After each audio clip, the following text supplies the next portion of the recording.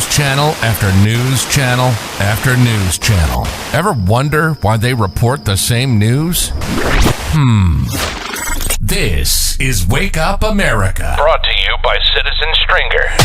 The media has become absolute lunacy. What makes us different? We just tell the truth. Daily headlines, politics, social issues, focusing on headlines that the mainstream media ignores. Conservative to the core and honest, sometimes to a fault. Unapologetically American. Welcome to Wake Up America with your host, Stephen Oatley.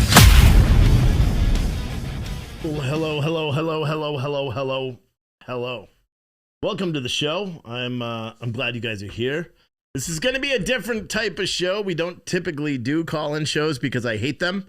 But we're going to open up the phone lines tonight because I think, there's just enough going on in this country that everybody should have a chance to talk about it. And so that's what we're going to be doing. I'll post the number in a little bit and people can call in, and I'll do it until I don't want to do it anymore. I figure I planned a 2-hour block for this show, and so I feel like it's going to go that way. I want to keep the conversation based on what happened, the school shooting in Texas this week, and specifically the police response, gun control. If you are for gun reform, or you think all guns need to be banned, you are the person that I want to talk to tonight, because I simply just don't understand that mindset, especially in the wake of, this horrible shooting. My name is Steve. The show is called Wake Up America for the first, if you've never heard of it before. And of course, this show is sponsored by Spartan Armor Systems. Spartan Armor is a Tucson, Arizona-based body armor manufacturer. In addition to level 4 ceramic, tactical plate carriers, concealable plate carriers, the Ghost Protection shirt, they also now have backpack plates that you can buy to put in your kids' backpacks, because apparently schools are inherently dangerous. And it seems, based on what happened in Texas, we may or may not be able to rely on police departments to move, depending on who is the incident commander that day. And we'll talk about that because there's some new information that came out today. I do want to talk real quick, give a shout out to Tara with the Polish American Brotherhood. She's live outside of this NRA conference that's taking place. For Spartan Armor Systems, SpartanArmorSystems.com. Use code YEET, you get 5% off. My bad, that was a bad ad read, but whatever. Tara is live out in Houston, Texas, outside of the NRA convention there, and she just got a great maybe 15-20 minutes of Vernon Jones going toe-to-toe with the radical lefties that are chanting. And I'll be honest, I've been watching for the past two or 3 hours, just working and getting all the playlists and everything ready for tonight. And then I was watching her feed, and I've never heard, yes, I have. Who am I? I almost just said, I've never heard such racism or bigotry or sexist or homophobic comments coming from anybody, especially, but then we watched all the BLM riots and everything of 2020, so that would be false because we heard the same kind of rhetoric from them. But these protesters who are advocating for gun control or to remove guns are calling all the NRA members that are coming out of this convention baby killers, all this weird stuff, commenting on people's physical appearances, calling the black NRA members that come out, all the racial slurs that they could think of, making fun of appearances, clothes. If they were Spanish, they were cursing at them in Spanish. The biggest group of racists that you've ever seen in one place. And ironically, they're the very same people that call everyone else racist. Very weird. I know. It leaves you kind of scratching your head saying, this doesn't make sense. It doesn't make sense. They're advocating, they're out there championing. Some of them had, decent points, but they're like, no gun. We need to get rid of AR-15s. Why should anyone have an AR-15? Blah, blah, blah. And frankly, to me, I don't care. I don't have an AR-15. I don't really want one. Yeah, they're fun to shoot, but there's no reason. I'd rather have the pistols that I carry every day. Because, if I need it, which I never hope I do, but if I need it, it's right there. And, it is what it is. But I don't have anything against any firearms, and I don't think the government should be overstepping and restricting, different guns. California had a ban on rifles, I believe, for 18 to 21-year-olds, making it mandatory for it to be 21. And then that was just reversed by a California Supreme Court ruling because they ruled that the state cannot put an age restriction on something that is constitutionally protected, which is very odd. It's very odd that people think that they say a lot of people were making the argument about regulated. The Second Amendment says well regulated. And the guns are pretty regulated. Vernon Jones made that point really clear. He said guns are regulated. They already are. You have to have special permits to have automatic rifles. You got to have permits in certain states to even have pistols. They have magazine limits and silencer restrictions and what type of gun you're allowed to own. Ghost guns are now, they are quite heavily regulated. Someone else made a really good point too. And it was some dude, I don't know who he was. He must have been some celebrity rapper or something, but he was there and he was a staunch supporter of the Second Amendment. And he's walking through and he's like all the people are out there yelling stuff at him, calling him a traitor and all that. And then someone's like, can I ask you a question? He's like, sure. And they're like, you don't think that, this is a good case and why AR-15 should be banned because this kid had an AR-15. He walked into school and he shot up 19 people. And he's like, well, let me ask you a question. And they're like, yeah. And he's like, yo, so if I'm driving my car, right, and I crash and I kill 9 people, should we restrict all cars for everybody? Just did a mic drop. And the person was like, it's not the same. And he's like, okay, well, you take a minute. Tell me how it isn't the same. And then he turns and walks away. And I was like, yeah, that was perfect. Because it's true. It's true. You can make a point and say, listen, it sucks that people are using guns in the way that they're not intended. It's a mental illness to go out and kill a bunch of kids. Let's be honest with you. It's a mental illness. It's not the gun going and killing people. If you removed his ability to get a gun, which should have potentially happened, I'm not really opposed to red flag laws as much as I am. The only reason I am opposed to red flag laws is because there's no way of that system not being abused. There's already been cases where red flag laws have been put in place, meaning if you're arrested and you lose your ability to own a gun temporarily, even while you're facing charges, states are restricting your rights to own a gun, or you're mentally incapacitated, or you're not, or you're threatening to kill yourself or others, they can flag you so you won't be able to purchase a gun. But we've heard other instances where a wife makes a complaint about someone, the cops come in, they take all the guns, they arrest the guy, then the wife drops the complaints and admits she made it all up, and then that person still has that red flag and isn't able to get their guns back and has to spend tens of thousands of dollars to get it. Or even worse, someone has a down day or something and they get flagged by police departments. Police departments come in, seize all their guns, and then just do not give them back. And that's happened. It's happened a lot, to be completely honest with you.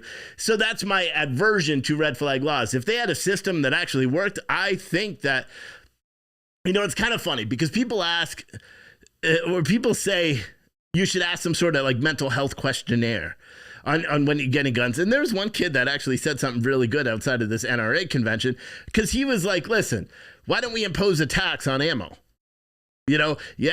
Impose a tax on ammo, impose a tax on guns, and then use that money for victims of gun violence, or to use that money to boost school security and all that stuff, which in all reality, most school districts and states do not need any more money to bolster their security at schools because they have this huge overage of COVID preparedness money that they never used in terms of the billions for every state. They could use that money and allocate that. Or we could simply do something like not give $40 billion to Ukraine to protect their people and their students, and we can use that money to reinvest and protect our future, our children. It would be something very simple and something very basic to do, but then again, I don't know, who am I? I'm just a guy that does shows. I don't make any policies in Washington yet. No, I'm just kidding. I can't do it. I was back on that kick today, though, because I was like, enough is enough. Everyone says that. They did it on the Senate floor, the Congress floor. When is enough enough? And I'm thinking to myself, I interviewed, oh man, I'm not even doing that. I don't know how to get the signatures. That's the thing I don't understand.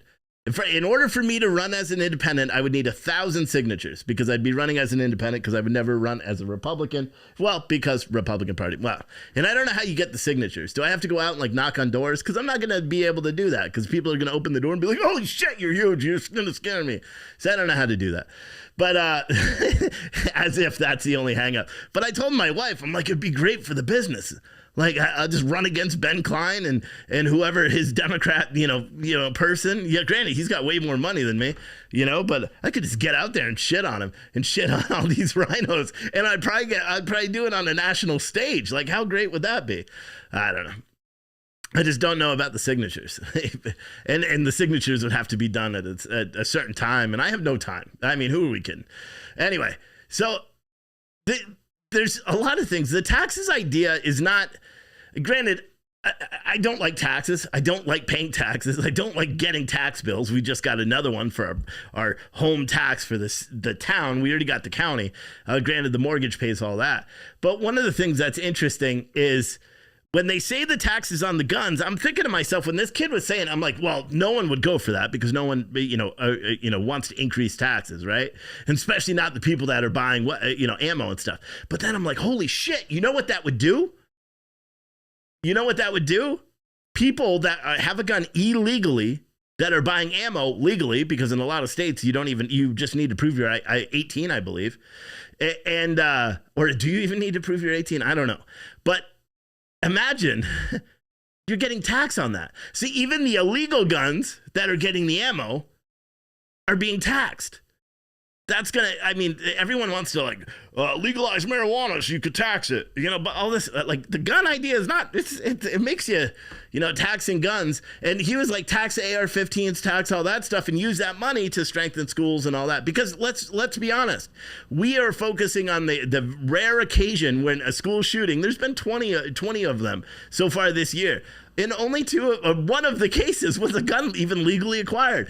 Otherwise, it was taken from their parents or stolen or whatever. People don't talk about that, remember? It's only about the ones that meet that check mark. This one, if this kid was white, game over. It would have been all over the place. Can you imagine the headlines? It would have been horrible. It was horrible. Let's make no mistake. And we're going to talk about this school shooting and the complete and apparent failure of police, specifically one school police chief, the school district police chief, who his inaction and forcing inaction of other officers literally caused the deaths of many of these children. And so we'll talk about that. It's someone said, we don't need that to strengthen schools, bro. We need to nip the promotion of mental illness for real. It's funny because I had a conversation with my wife about that. And I'm like, listen, babe, you're one of the most intelligent people I've ever met. I want you to do a study because I don't have the temperament for it. But I want you to look at the kids that are coming out of high school now. That are graduating this right now. The kids that are going to graduate in 4 years. The people that graduated 4 years ago and 4 years before that. And then us. You know what I mean? And just keep going. I graduated in 2002 or something like that. A long time ago. I'm old. But and look at the success rates just as a person. You know what I mean? You can't look in terms of job growth or whatever. Or maybe you could look at, did they finish college? Do they have a job? How much did they make? Take away the inflation rates and all that stuff and see which group of people is more successful. Because I challenged her to try to find out or to tell me one way that schooling now is preparing kids for the future more than schooling when we were children, when she and I, because we're the same age. And she couldn't do it. And I'm like, what? And she's like, and we were talking about the shooting. There was a lot of stuff because I try not to talk to her about stuff like that because then she tries to give me a liberal perspective on something. That's why when I was a EMT and we lost the kid, I didn't talk about it with my wife because I didn't want her making apologies for my behavior or, for feeling so guilty, when we lost that toddler. And so I just made the conscious decision. And note to self, if you're an EMT, don't hold that shit in because then it boils over and you punch your lieutenant and your career's done. Anyway, but what's really, really weird about her perspective on stuff is she's like an analytical thinker, right? So when she doesn't like, like if someone asks me a question, I spit out an answer super fast. That's just the way I do it. If I ask her a question, she's like, And normally if we're in a fight and she does that thing, then I'm like, oh shit, she's looking for something to say to piss me off so we get into a bigger fight or something like that. But she was doing that today. She was being very cognizant. I made a mistake of talking about some of the specifics because I said the police didn't move in for 75 minutes. From the time he walked into the school to the time he caught a bullet to the head or however he was killed was 75 minutes. And she's like, wait, what? Or the time that he arrived at the school and started shooting through all the windows. That was 75 minutes. And she was like, well, I didn't know that. And she's like, but they have policies and procedures and they can't go in. And she was talking about some of the ones like her policies and procedures in Florida are dramatically different. Obviously, Florida had Parkland shooting. She worked in a not crime, like what do you would call it? A date. The kids grew up a lot harder than most kids did, So they had like drug dogs and all sorts of shit in her school. She had like little panic buttons on the wall and on her body or something if there was a fight. And there were always fights, especially when she went to the high school, there were always fights there too. And, but it was different, when they did drills, like she's like the drills for active shooters there in Florida were like extremely traumatizing for the children. Whereas the drills up here are not as traumatizing. And I'm like, well, I think it's also different. But you have to understand, she's like, we have, strict instructions. Like if a kid is banging on the door after we lock that door, we're not to let him in. She's like, how would you feel if that was our son out there and he was killed? And I said, the teacher who didn't let him in would lose their life. But like ultimately, in full sincerity and everything, anything happens to my kids while they're in the custody of the school, there's not a fucking person that's going to be able to stop me from the death and destruction that's going to occur after that. I promise you that. That's just who I am. And I already know that. She knows that too. But I was like, listen, that's your responsibility. You know what I mean? And you would have to deal with that, the consequences of that. And I also know her, and I know damn well she's not going to close the door on a student while there's an active shooter. But she was trying to like rationalize the decision to wait it out. And I was like, listen, the reason why this chief of the independent school district who had only been in the job since June of 2020, 20-year law enforcement career, also owns some, self-storage place and all that stuff. He also wrote a lot of participated in a lot of active shooter trainings at different school districts, which is very weird how this transpired. They're not naming him publicly, but everyone could find, I think his name's Pete Abbott Broda. I forgot what his name is, but you could tell he's the unified school district police chief for the town there or the county. And they have 6 officers. So there was some new information that came out today. So let me say that information and then we'll resume this conversation, because I know a lot of you guys are probably like, what the hell is he on about? I thought you said this was going to be a call-in show. It will. But I don't like call-in, so I may only do like one call. But the call-in line is active. I just haven't posted the number for you guys to call. And so during the press conference today, we heard a more up-to-date, they had like ammo counts and stuff like that of what happened. So this kid shot his grandmother in the face, drove his vehicle, and here's the interesting thing, because it kind of correlates with what the grandfather was saying, because the grandfather said he doesn't know how to drive. So he crashed his vehicle into like a culvert or whatever, through a fence, crashed his vehicle, slid out through the passenger side. When he slid out through the passenger side, 2 funeral home employees, which I've been saying for days, they confirmed it again today, 2 funeral home employees came out and he started, taking shots. They ran back in, called the police, boom. They knew at that point that there was a shooter at the middle school or at the elementary school, or running towards the elementary school, because he wasn't there yet. He was near it. So they knew at that point. This kid then apparently he starts walking, he jumps the fence, he's walking along the school in all the classrooms, and he's shooting into all the classrooms. They said he shot over 100 rounds, I believe that was the number. 100 rounds into the windows outside of these schools. And this is the part that like infuriates me even more. As he's shooting into these, the independent school resource officer that was, and this is why they said there was an encounter. And this is going to piss you off. So everyone, if you didn't hear this yet, be prepared to get mad. The independent school officer, SRO, that was at a different school, or he was somewhere else. He wasn't at that school. He heard the call go out when all the police were responding. He jumps in his patrol car and starts zipping over to the school. As this kid is shooting into the classrooms from outside the classrooms, the police officer drives by him. No joke. Police officer drives by him. That was confirmed in the press conference today. So that was that interaction. He didn't turn and shoot at the cars. Apparently the SRO, knowing that there's a shooter that's nearing the school property, apparently wasn't looking at the school property that's being shot up. He pulls down to the bottom of the building. Apparently a teacher, the door that this kid gained access to, apparently a teacher left it unlocked. She was using her phone or sneaking out to use her phone or some shit like that. I didn't catch that, but the teacher had that door unlocked. This kid shooting into all the classrooms. They didn't say that he checked any other doors or anything like that. He walks around. You see it on the map when they showed it during the press conference. He walks around to the bottom of the building and through that open door.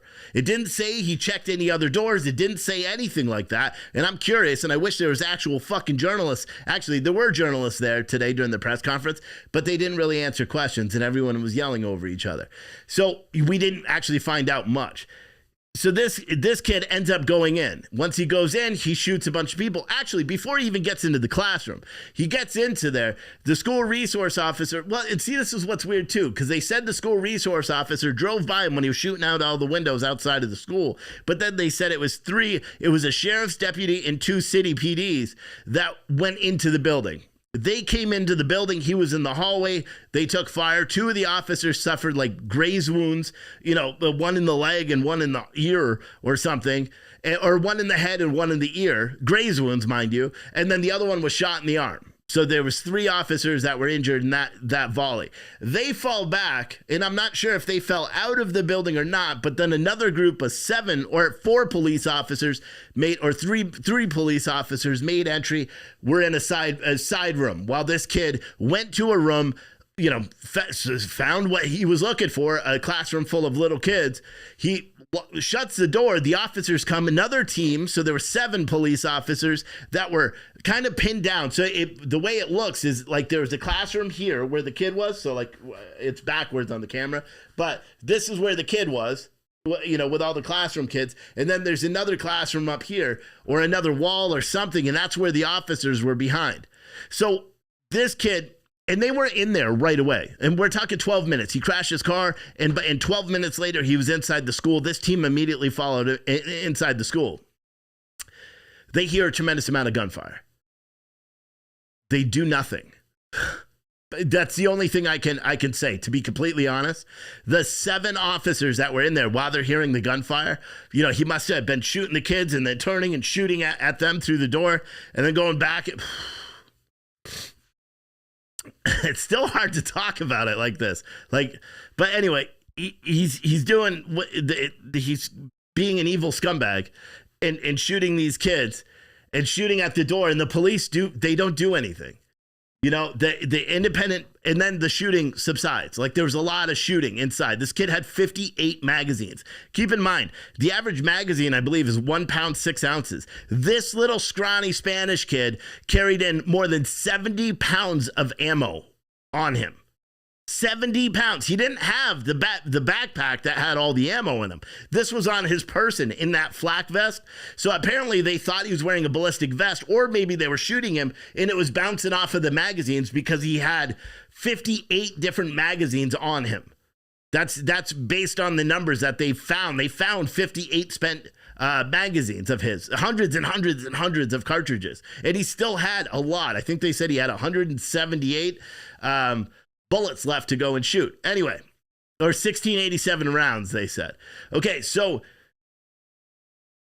they go in. At some point, the shooting is slowing down, right? It's not done. He's still actively, and we know this from the 911 calls and all that, he's actively killing the kids and the teachers in that room. But he's slowing down. He's being methodical about it, apparently. That's what it does. The independent police chief, scumbag, shitbird, soul sucker who deserves to be in jail, made the sole decision that it was no longer an active shooter. Instead, it was a barricaded suspect.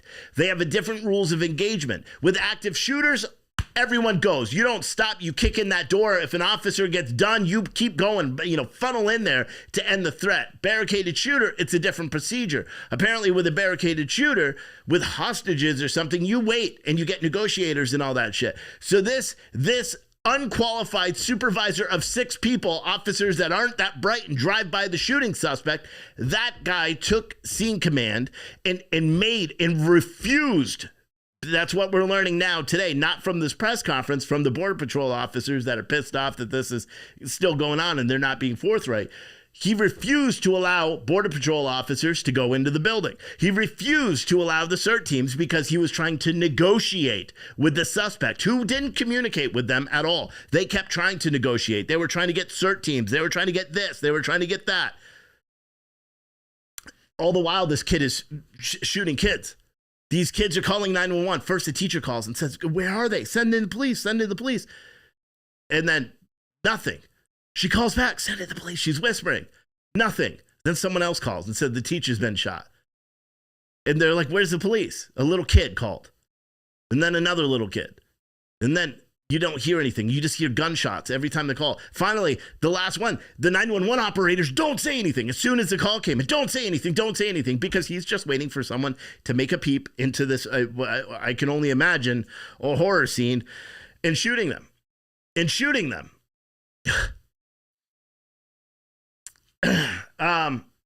the police chief, all the while, even though he has to know that people are alive in that building. He has to know that people are alive in that classroom because they're calling 911. He knows they're hearing them when they're calling 911 being shot and killed by this suspect. He knows that there are people in that room, and yet he refuses. He refuses to send them in, calls it a barricaded suspect, and refuses. Who knows how many of these children could have potentially lived if the police were allowed to rush in? They wanted to. At one point, there were 19 police officers feet away from him that were not allowed to do their job. They were told that they can't. It's a barricaded subject. And I'll be honest, all 19 of them didn't do shit. The 19 police officers that were in there right next door, if you're watching, quit your job, please. And I mean that in the most sincere way. Because if you're going to follow the instructions of a police chief who's not in the building with you, as you hear someone executing children and you refuse to do the job when you put on that badge, you didn't put on a badge to follow the chief's orders. You put on a badge to protect those kids that are dying in that room. You made a conscious decision to follow some bonehead fucking fake ass police officer. And look, all these kids are dead. I'll be honest with you. I lost a tremendous amount of respect, because you can't blindly follow. And people have been saying this shit to me for 2 years now, ever since I do this show. People are being like, you can't, police officers, blah, blah, blah. And I'm like, they don't blindly follow orders. This is the best case in point to prove, yes, they do. At least in this case, they blindly followed orders, except the one Border Patrol office. Have you guys heard about this story? He's sitting there, sat down at a barber shop, getting ready to cut his hair. In a barber shop nearby, his wife, a teacher at the school, calls. He's also got a 4th grader there. Calls and said, there's an active shooter at the school. This fucking hero grabs a shotgun from his barber, hightails it to the police station or to the Border Patrol or to the crime scene. He's told you can't go in. He's like, fuck you. And he grabs 2 other federal officers and they make entry. And they go and they rescue his kids. They rescue other kids and he's sitting in there, and that's a freaking hero. Those are the stories you're not going to hear about. And he'll probably get in trouble for breaking protocol because he's like, nah. He did what everyone else wants to do. There's other stories of deputy sheriffs doing the same damn thing. I know 100% there's a dad that went up to his kid's classroom, broke the window himself, and started pulling kids out of that classroom because the police didn't do it. They weren't doing it. It's unbelievable. It's unbelievable. I could be honest with you. That Border Patrol officer who ran in there with a shotgun and a half-done haircut, he's a fucking hero.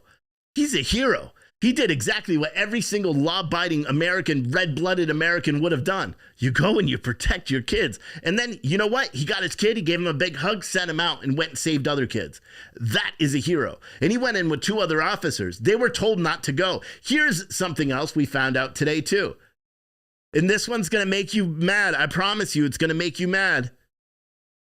The TAC team. Remember, they said they were waiting for the TAC team, even in this press conference today. They're waiting for the TAC team. They're waiting for the TAC team. The TAC team arrived at 12:14.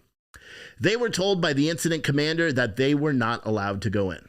The BORAT, the specialized, like special operators, these guys are like military special forces that are now police. Like they do the riskiest. They are essentially Navy SEALs for the Border Patrol. That's it. You know, if I could equate them on a scale of like you're getting fucked to you're going to die and no one's ever going to find your body, they are like up there. You're getting effed and no one's going to find your body. They are the creme de la creme of the Border Patrol.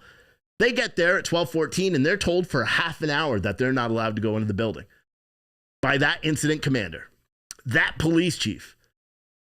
I hope that guy, I know he's not going to watch my show. I hope you do, though. And I hope you understand that you are the scum of the earth. And every single one of those deaths, every single one of those people who called 911 said, where are they? Where are they? And then those people are not alive anymore. Every single one of those deaths are on you, sir. Every single one of them. I hope you never have a good night's sleep again, ever in your life. And I'll be honest with you, because this was completely preventable. If those 7 officers, the first 7 officers were permitted, could we have possibly lost an officer? Yes, absolutely. Maybe we wouldn't have lost 19 freaking kids and all the others that are injured. There's what is it? A dozen others that are injured? And let's be honest. There's not a dozen others. There's how many kids go to that school? How many kids were present that day?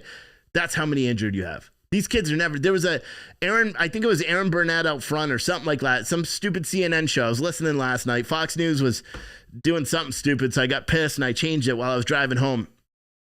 And I think it was Aaron Burnett or someone on CNN, but they were interviewing this little 10-year-old that was in a classroom right next to it. And I knew as soon as I heard the kid's voice, I pulled over and I stopped. I knew I wasn't going to be able to drive because of listening, but I needed to hear it for myself. And this little kid, he's talking about like being brave and doing all the stuff they doing and just hearing the pop, pop, pop, pop, pops. And all of a sudden, you know, teachers coming in and telling everyone, you know, a woman in a purple shirt. Like it's weird how kids remember such specific things. A woman in a purple shirt came in real quick and locked the door and said, everyone needs to hide. And they hid and they're hearing all the pops and pops, you know, loud like fireworks. He said it was like a whole fireworks show, the kid's saying. And then, you know, the reporter's like, did you see any of the people?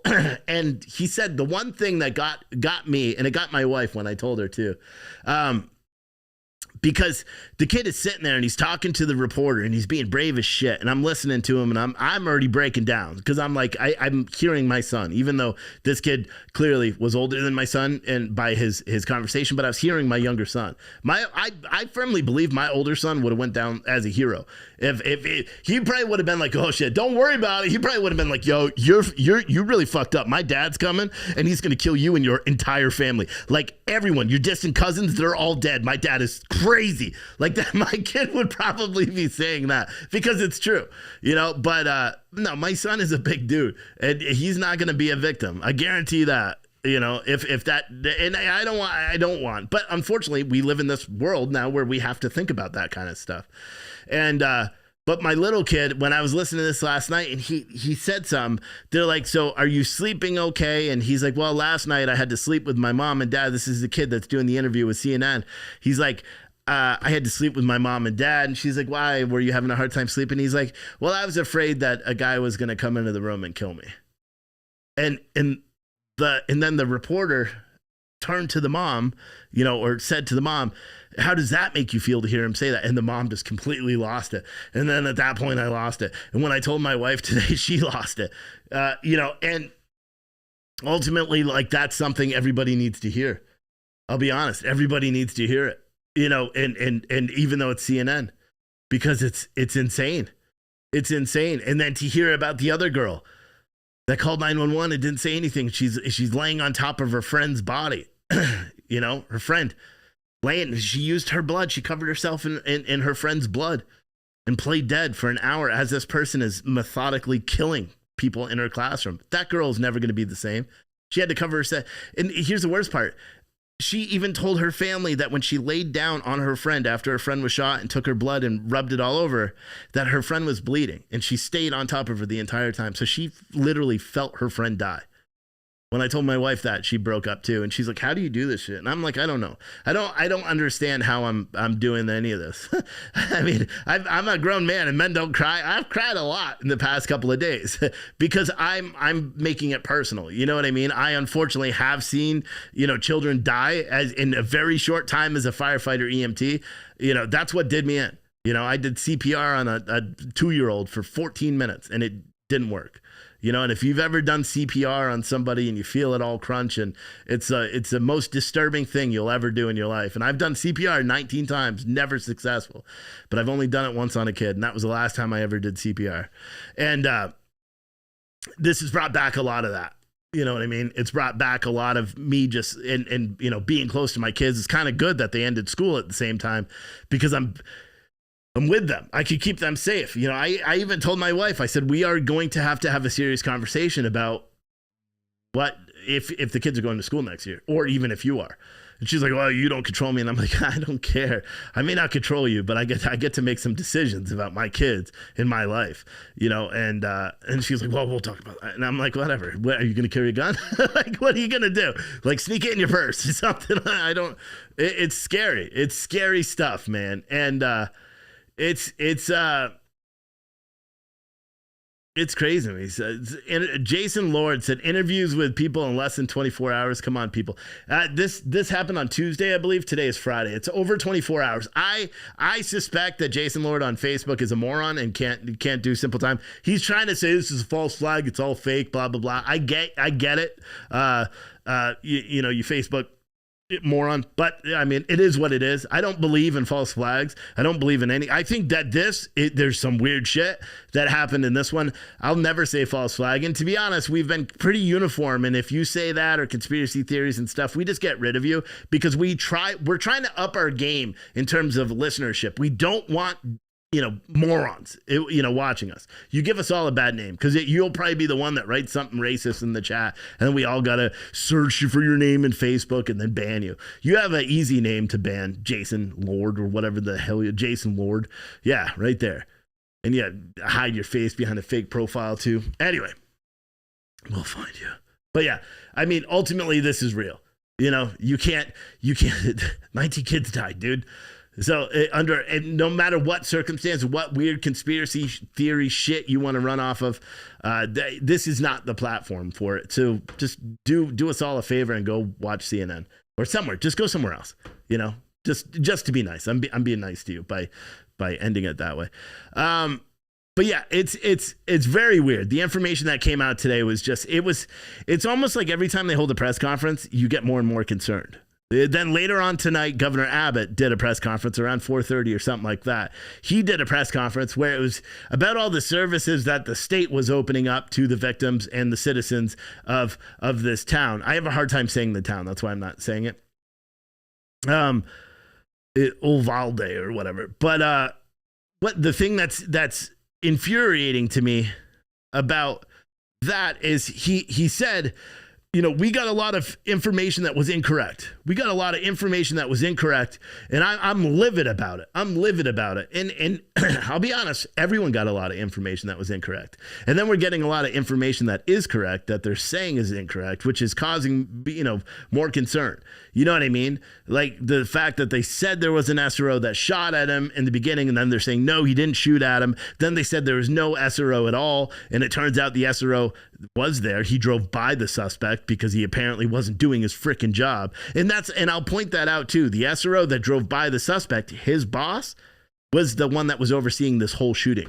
He's the one that made the call not to go rescue these kids. So, I mean, what kind of level of training is this chief of police actually giving his officers? If you think about it from that perspective, and keep in mind, he's only got 6 officers, and I don't even know how many of those are full-time.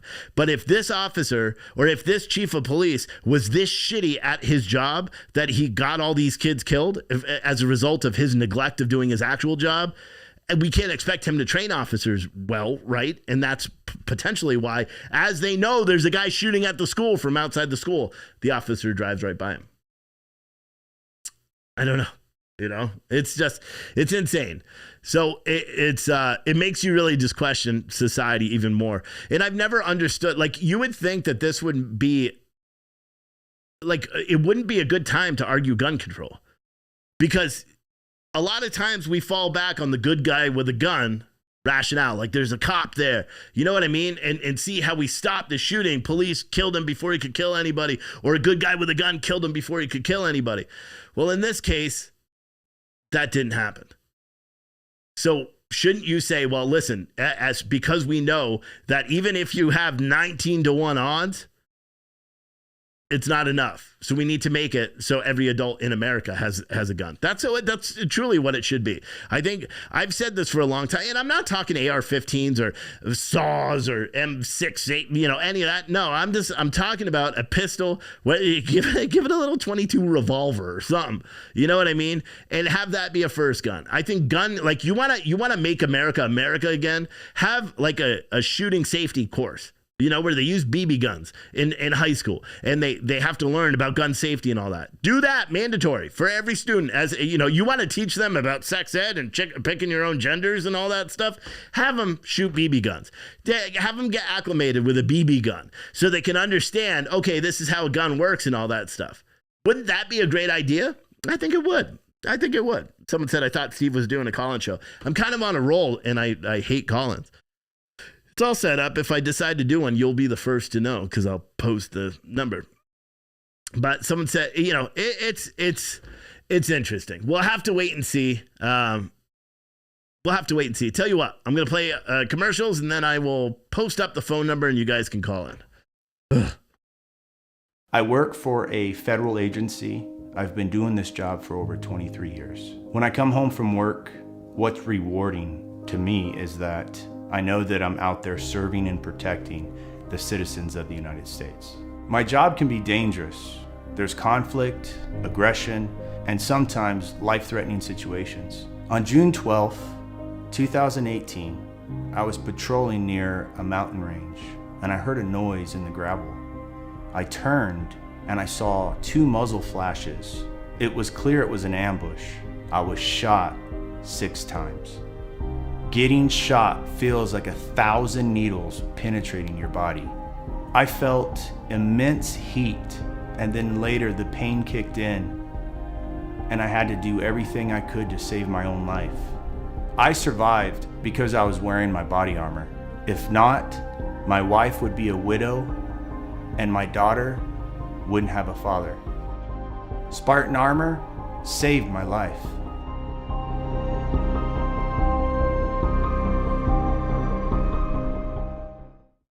Finding the right CBD product for you can be tough.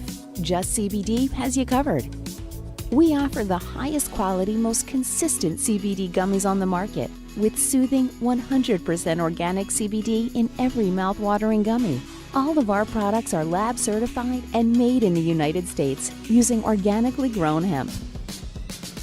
Each of our gummies gives you between 8 and 25 milligrams of soothing CBD. Enjoy all the benefits of CBD in our amazing line of gummies with Just CBD.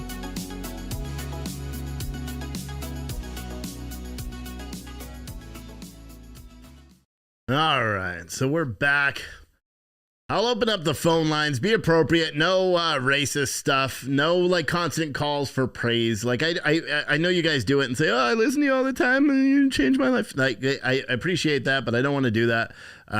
That's one of the reasons why the show becomes uncomfortable to me. To be completely honest with you, I'm not a big fan of that. Anyway, the call-in show is 515. Where's this button? Is it? Did I set it up for this one? Call-in show is 515-602-9644. 515-602-9644. You have to press 1 when you're ready to come on the air. And if everything works, you'll be live as soon as I see you call. But again, 515-602-9644. 4. And just keep in mind, we're only talking about this incident right now. I don't want to talk about anything else. I don't want to talk about politics. I certainly don't want to talk about Donald Trump's speech at the NRA. He tried to pay homage, or however you say that, to the victims of this, but he told a bell after reading every one of their names. And I don't know, but I will be honest, I didn't see a lot of class in that. And I know a lot of people are going to be like, well, no, Steve, there's plenty of, I did not think it was, I didn't think it was good. I didn't hear it. Anyway, first caller of the day, 757. You are live on the air. 757. You are live. Hello? Yeah. Hi, Steve. I've been watching you guys for a very long time, and I have to say that I am a gun owner, and I do have mental illness. There is a little catch in between this, is that the red flag is if you haven't been hospitalized, then you can obtain a gun. Mm-hmm. Yeah. Well, so what with your mental illness? Do you have like depression or something like that? No, actually, I was diagnosed with PTSD. It's not for chronic postpartum, and also paranoid schizophrenic. Okay, yeah. So go turn in your gun. But I'm what? No, I'm what you consider high functioning. What happened is that it runs genetic, and something tragic happened, and it kicked over. Yeah. I mean, I don't know. I mean, don't take this the wrong way. By my definition of who should own a gun, you would be disqualified. I'll be completely honest with you. I know that. Because I don't.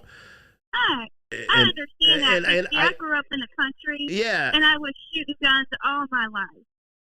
Yeah. Then maybe get like shoot up someone. Yeah. Because I value my rights. Well, you're also schizophrenic, so there's half of the time you don't even know what you're doing. So. No. I stay on my medicine. Now, children like my son that doesn't, he does not qualify because he doesn't stay on his medications. He's been flagged because of his issues. There's levels of different mental illness. Okay. Again, my advice is go to the nearest police, call them, whatever. That's good. Turn in your firearm. You shouldn't own a firearm. I'll be completely honest with you. That's just my belief. And because mental illness is nothing to fuck with. And if you forget or you don't take your medicine or something, especially if you're schizophrenic, you could go into it and, it's based on who I believe should be able to own a gun and who shouldn't. You would fall into that category of you have a mind altering mental illness. So you should not be able to own a gun. Now I've given you the little red flag loophole for mental illness. If you haven't been hospitalized, that's how legally you can obtain a gun. Right. Well, if I ever run for office, this will be the first thing I address. I'll be completely honest with you. Yeah, but because unfortunately, I want to tell you the honest truth is that when they do tax or when they do budget cuts, the first thing they cut is mental illness. Yeah. No, and you are absolutely right. My family. And that's the downfall. They want to blame everybody else, but they're dropping the ball for so many of us. So many of us, not just me. It's so many of my friends. So many of us that they just use the money and don't do what they need to do for a lot of us. Yeah. Yeah. Steve, I know you guys have a lot of other people. I understand what you feel about me, and I understand. Well, it's not. It's not. Well, hold on. I don't feel that way about you. I feel that way about your illness. So let's get that straight. I value you as a viewer and listener. I'm not telling. I'm not telling you not to watch my show or anything. I'm telling you, my professional recommendation is go turn in that gun very quickly. Like, please. I do when I call. I knew when I called you and told you this. It was. All But right. I paid to watch you. You're great. I will continue to watch you. Okay. All right. The great thing about America, we can disagree about stuff. Have a great one. Bye. Okay. I hope to hell she lives far as fuck away. I'll be honest. I'll be honest. Oh my God. Nice lady, right? But God, you got to talk about some cojones on somebody. Can I say that? I probably can't, right? It's sexist.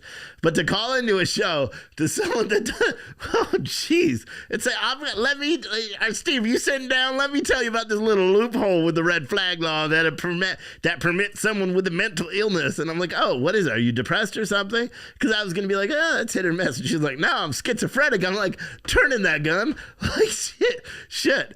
Someone said, shouldn't she be reported? No, because she's legally able to own a gun. She was pointing out that is a case in point of you can't do it. Someone said, Steve, you would be DQ'd because you have PTSD and night terrors by mental illness standards. So would a lot of vets. I'm not a vet and I don't have night terrors. I have nightmares, and my PTSD is it literally has to do with children dying. So it doesn't happen much. It just happens whenever I read a story about children dying and then I have a nightmare. That's what it is. I don't have night terrors. I've never had night terrors. I get nightmares. There's a difference. I wake up. Night terrors, you don't wake up. You're in like this weird, my kid had it one time and he was like, in his sleep, and you can't wake him up from it. So you just kind of got to hold him while they're screaming like they're getting killed from the inside out. And, luckily, it only happened once. It scared the shit out of me. It's the first time I've ever almost slapped my son because he just wouldn't wake up. I was yelling, he wouldn't wake up, and yeah, he was just screaming at the top of his lungs. Anyway, remember, if you're on hold, you got to press the number 1 when you're ready to come on the air. Otherwise, I'm not going to know you're ready, and I'm just going to assume you are listening. So press the number 1 when you're ready to come on the air. 214. 214, you're live. 214. Hi, Steve. How you doing? How are you? I'm good. How are you? Pretty good. I think part of our problem is, as we've watched the Antifa riots and all that stuff, I mean, you've shown us all that the cops have just stood down. And I think the people in control of the cops have conditioned the cops by now that they follow orders. And, I know you kind of made fun of some folks that were saying, well, when they start turning against the public, they'll use the excuse they were just following orders. That happened in Uvalde. Right. And it's killing us. Well, and we've got to stop well, hold on, because we're not gonna equate people exercising because I heard, and the reason why I disagreed with a lot of people is because when they breached the Capitol in Salem and people were fighting with cops and cops were fighting with people, I said at that point, I do not back the actions of people fighting against police. And that is where a lot of this aggression came from, because people are like, no, you have the right. This is the citizens building and all that. And I'm like, no, you don't have the right to attack cops, nor do cops have the right to attack other people. So to say that cops are killing us is not true. In this instance, it seems like police officers' inaction, at least some of their inaction, these deaths were a catalyst of that. But I wouldn't say that police are killing us, as you said. I would have to point out that is patently false, because police save more people than they kill, like literally every day.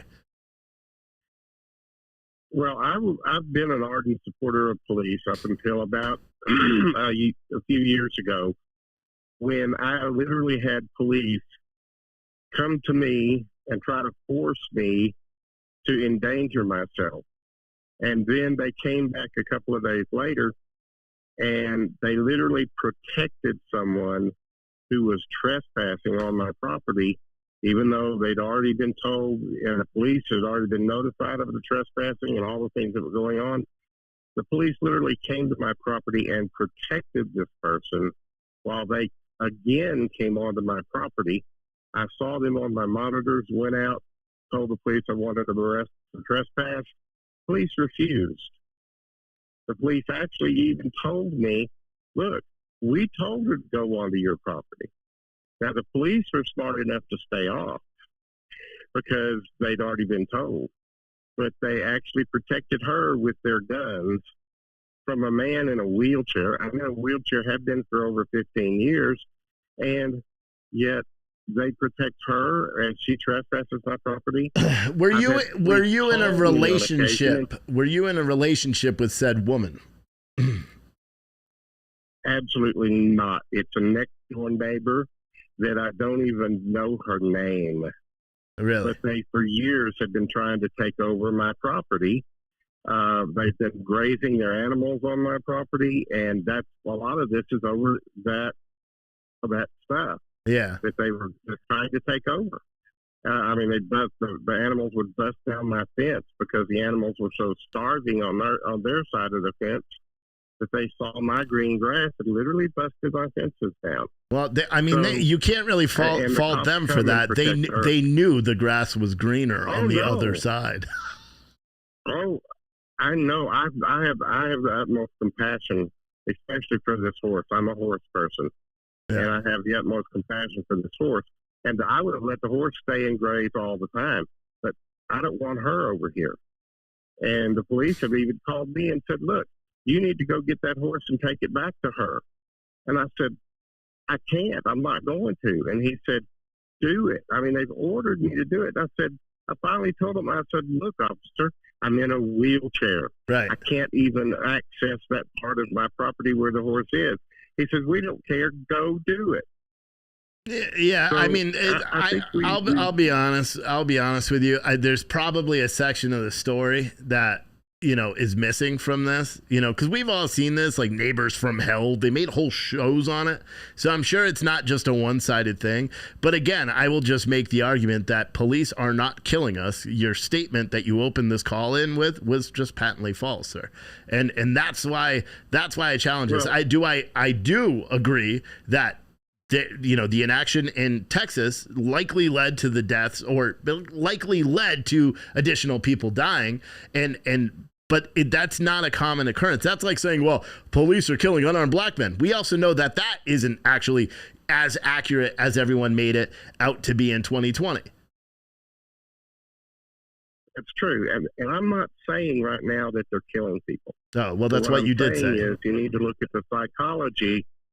Well, I said that's what was said in the past by the people who were just following orders, and that's the idea that I was trying to get at there. So maybe I phrased it wrong. Yeah. But the cops are being conditioned to the point, and I think if we don't get the police departments and everybody to start enforcing the laws that we have, just enforce them across the board for everybody, and don't but also stop following orders when it's putting people in danger. Well, I agree I agree in this instance. I agree in this instance. I'm not gonna speak on a neighborly dispute or anything like that, but I agree in this instance. Any officer who did not act when they knew that there was even a hint of a chance that a gunshot that was going off that was going into a child's body. Like there's no rationale why that could ever be permissible, ever. But thank you so much for calling in, and best of luck with that crazy ass neighbor, man. But you know what they say, hey, and listen, grass is greener. All those years out there, Texas Roller says hi. Oh, all right, okay. All the yeeters, Texas Roller said hi. See you later. Yeah. And also, fair warning, if most of the viewers know this, for one, I don't like call-in shows, and two, I'm not that nice of a person. So I may be brash to you, and don't take it, personal, okay? Like the first caller, the schizophrenic, the one that's partly schizophrenic, I wasn't being mean. Or maybe I was, but I'm not doing it deliberately. It's just my personality. If you're on hold, if you want to call in, there's the number, 515-602-9644, 515-602-9644. Press the number 1 when you're caught up, because otherwise I'm just going to assume you're listening and coming along for the ride, and you will not come on the air. But I got 920. You're the next one on the call. How you doing?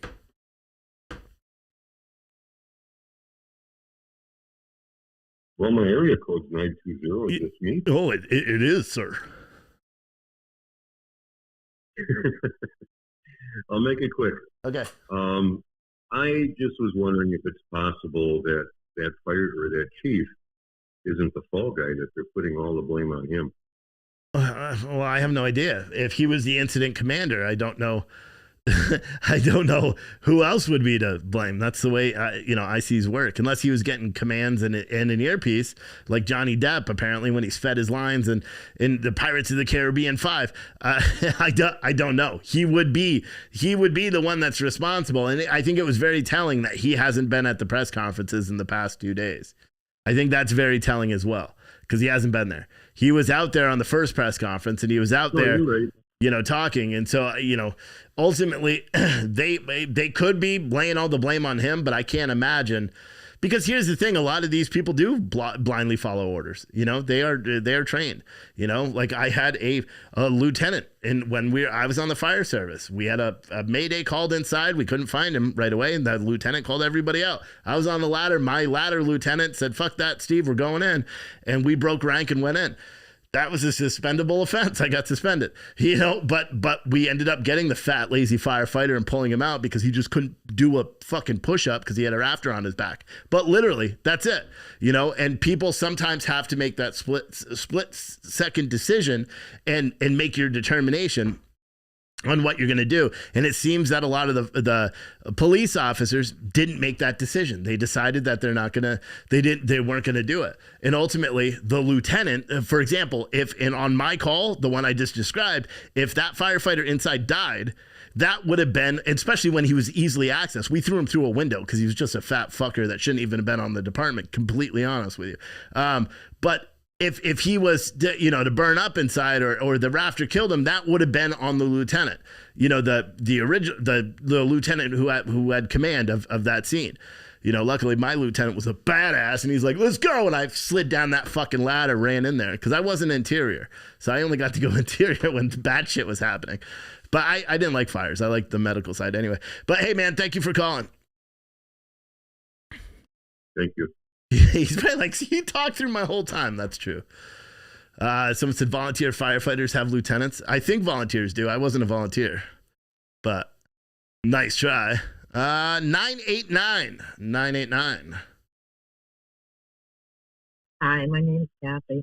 Hey. I feel like the press isn't investigating very much. They should be trying to find out more about the grieving husband of Eva, the fourth grade teacher.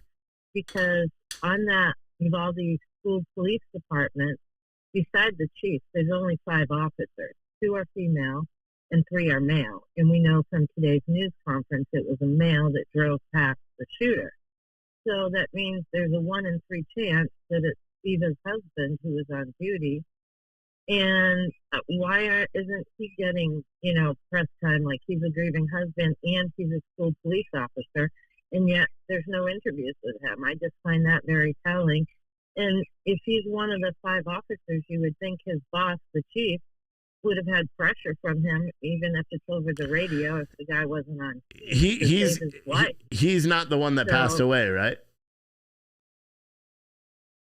No, I didn't know any police officers passed away. No, the husband of one of those teachers passed away.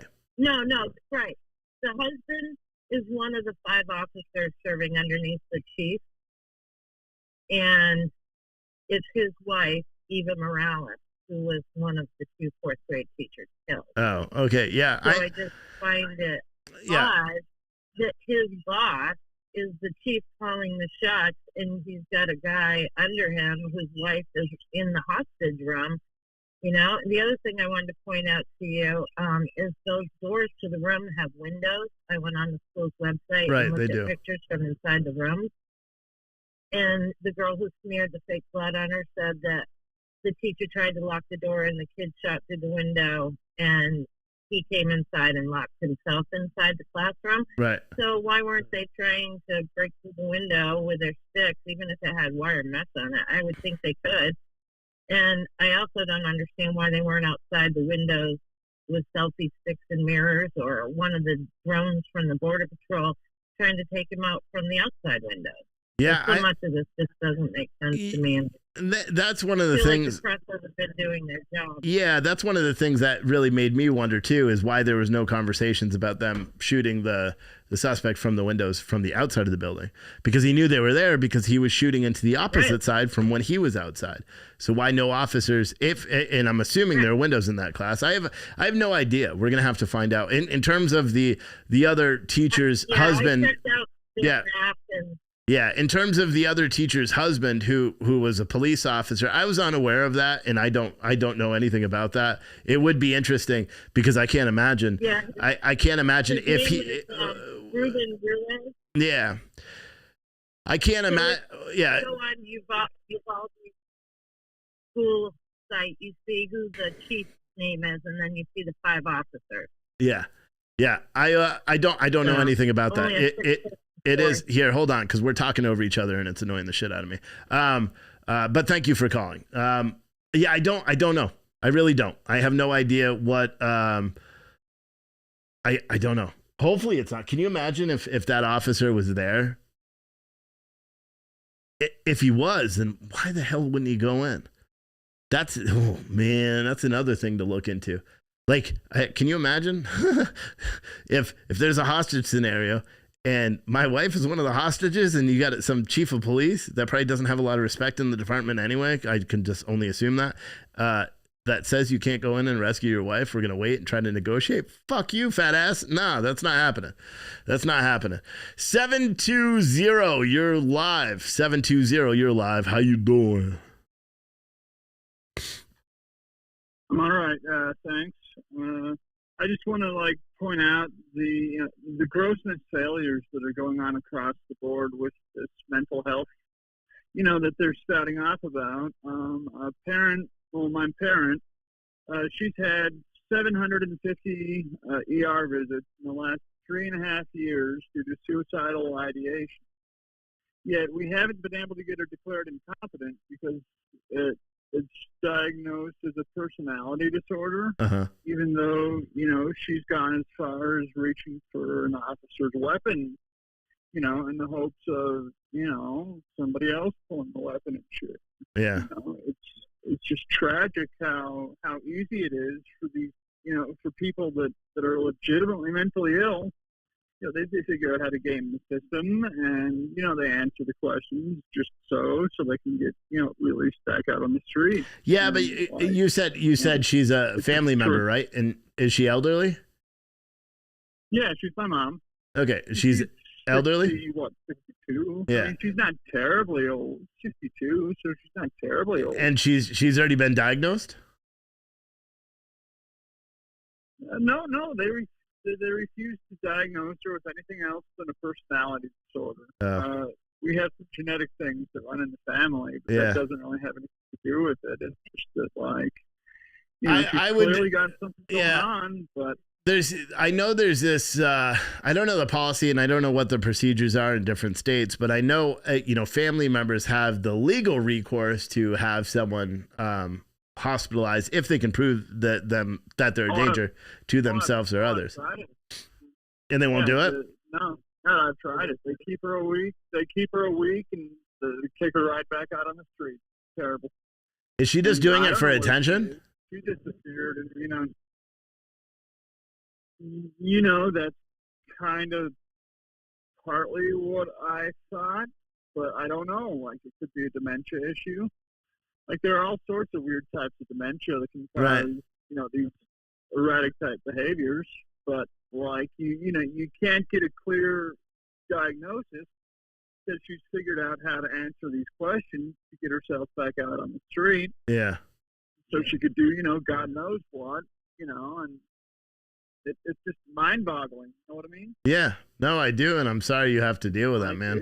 The system is just so broken, man. I just don't know where we can go from here to, try and fix this. Well, I think a big part of it too is you have the individual's rights. So if she's answering all the right questions and proving that she's sane to the doctors that are seeing her, then there's nothing. And especially, we used to have patients that we transport to the hospital all the time on because they'd say they're going to harm themselves, and they'd be on a 72-hour hold, and then they'd get out, and then we'd get a call. Oh, yeah. Boom, and 72-hour hold, and you know, you have questions. Do you have a plan to do it? Do you have this? Do you have that? And then they go in, and really what it is, they're getting 3 meals and a bed and all that, and they're not in jail. You know what I mean? They're in a hospital, padded room, you know, and they talk to a shrink, and the shrink knows who they are. They get out, and then they say the same thing. We used to have people, it was like a daily trip to the hospital. They'd come out for 2 or 3 days, and then boom. Oh, yeah.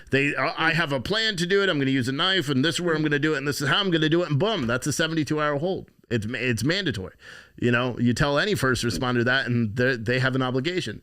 So I really don't know. I would just advise you to potentially talk to an attorney or something like that, or I mean, it's hard. It's your mom, but you know, maybe it's you have to cut some ties or something if you can't do anything. Hands are tied too. Yeah, it seems like the police hands are tied too. Yeah, because, you know, the police can't charge her with like abusive 911. No, you know, no, because she's got a mental illness. She's saying she's going to do it. Yeah, like yeah, and they know. I mean, all the first responders know. Everybody knows, and unfortunately, you know, yeah. I mean, I don't know.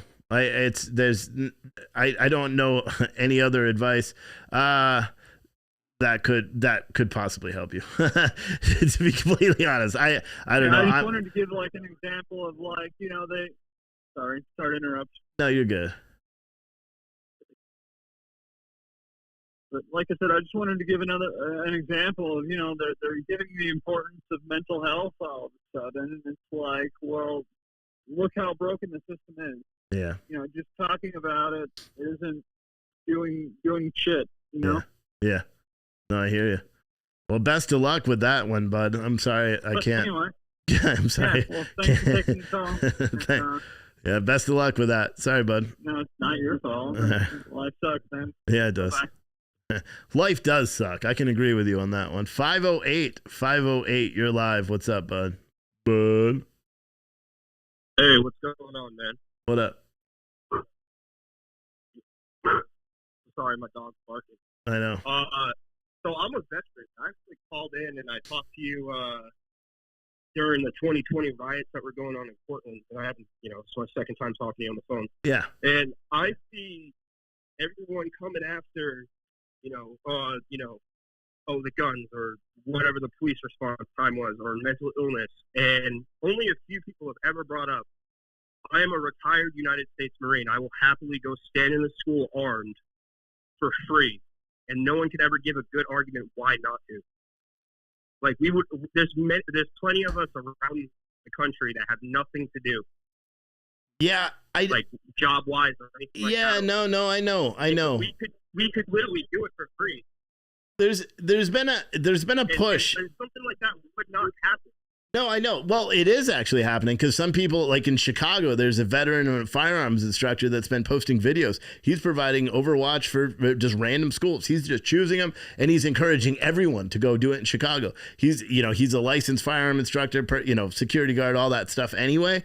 But he's doing it on his own, fully armed, fully kitted up, and he's just sitting outside of a school providing Overwatch. He says he tells his local precinct that's what he's doing in case they get any calls, and he does it on his days off. I think it's on TikTok or something like that. I don't know what channel, but and he just gives advice on how to do it. And he's like, make sure you call your precinct, tell them what you're doing, tell them your cert, so you don't have a bunch of cops that are flipping out at you. And he's like, you never even get out of your car ever unless you need to. And if you get out of your car, you better be needing to. Because otherwise you're going to go to jail for a very long time, is essentially what he said. But people are already doing that. I don't know why they haven't.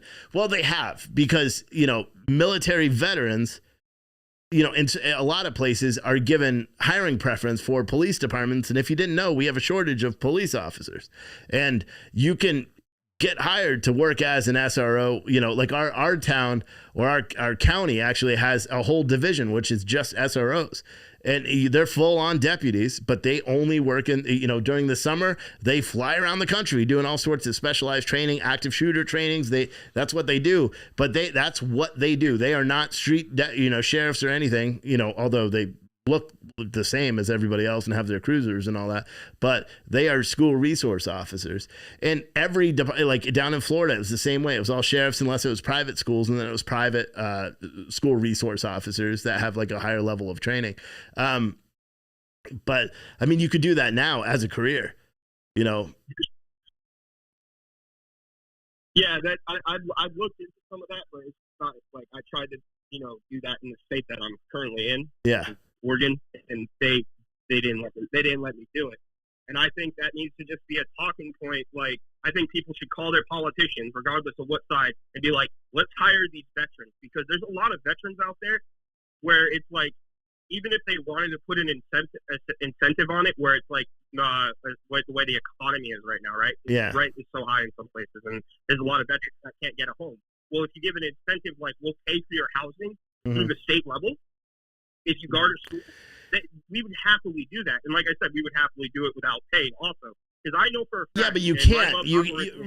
Right. Because you can't, because of liability. So no school district is going to give you authorization to go stand outside their school unless they have the liability coverage. Because then if they give you that authorization, they are responsible for your behavior, regardless of what happens. They have that liability. I understand that. Wait, so let me ask you a question. You said you tried in Oregon. What, you tried to join the police, or you tried to do the security thing? I tried to do both. And were you DQ'd because of disability or something like that? There was a veteran. Yeah. So the way it works is when you get out of the military, you get a form called a DD-214. Right. Right. You have to give it to your place of employment that you go to apply for. So when you go to apply this, they give you you show your DD-214. It shows if you have an honorable discharge or dishonorable, or if you say medically retired. Like for myself, I was medically retired honorably after 10 years. Right. Right. And so then from there, when they do their initial checks and everything, they look up all that information, and they can just be like, well, you have a 100, say a veteran has 100% disability rating, right? Just for what, maybe they had a surgery on their back or something, and they just can't fully run like in the Marine Corps 3 miles anymore, or rock with a big ass pack on their back or something like that, right? But they can still patrol a school or something, like a little building, but they won't hire them. And it's also like that in the civilian job market. That's why veterans have such a hard time. Well, let me ask you. They get money from the government. Right. Right. No, I hear you. Because I actually know a little bit about this. Let me ask you a question. Did you appeal your rejection? Yes. Really? Because I know 3 different veterans that are. I know 3. One that was a Fed, and he was 100% disabled. I know one that was a county cop, and now he's a sheriff, and he had half of his leg blown off by an IED in Ramadi. And I know a third that's now a police officer, and he's 100% disabled as well. But they all talked about it. Like, they had to fight to get it because they didn't want to lose their disability, all that stuff. So they had to fight. They had to go through a number of appeals. They had to do increased proficiency on firearms and all this other stuff. But every single one of them had the same procedure. They all appealed, and I don't know what the actual process, but they all appealed, and they told me it was, one of them, I know it took him 5 years to get onto his federal law enforcement gig.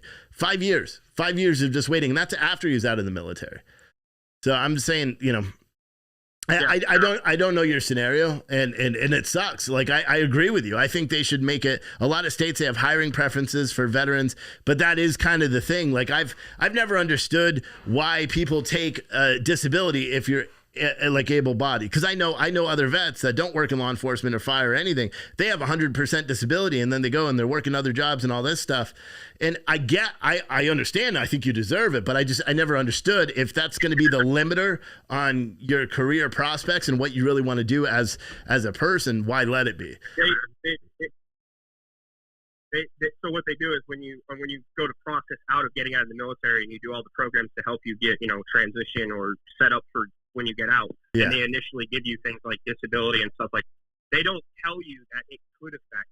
Like, for example, you said that took that dude 5 years to get his federal position. It shouldn't take 5 years.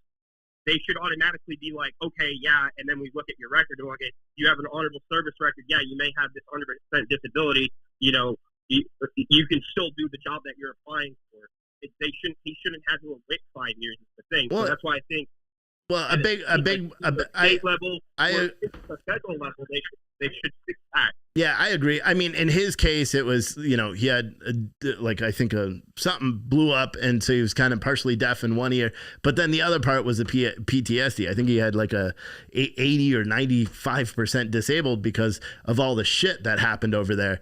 And I think that was the big problem with it. You know, he wasn't like 100% medically disabled, you know, so, and actually the guy whose leg was, blown off, sort of, he had no like calf muscle, but he was, and he had to, you're right, because what you just said, and where he was allowed to work the job, as soon as he could prove that he could pass the PT test, and the PT, because it was corrections. So when he first started, so he had to pass that PT corrections test, and then they actually put him on and put him in training and sent him to the academy and all that. And then he had to finish all the other steps that they to make him qualified after. But so I guess it's just hit or miss. You know, it sucks. That's I think that the VA system and the fact that this country doesn't seem to respect the people that fought for us.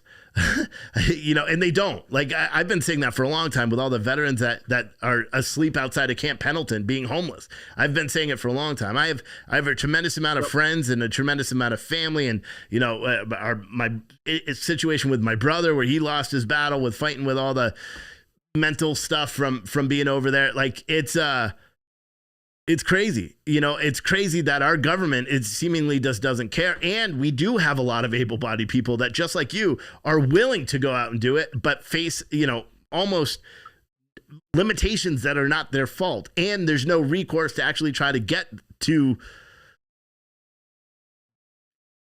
They don't give, I mean, I'll be honest, the government doesn't give a lot of incentive for people to follow through with stuff, because I mean, look how they treated you when you got out.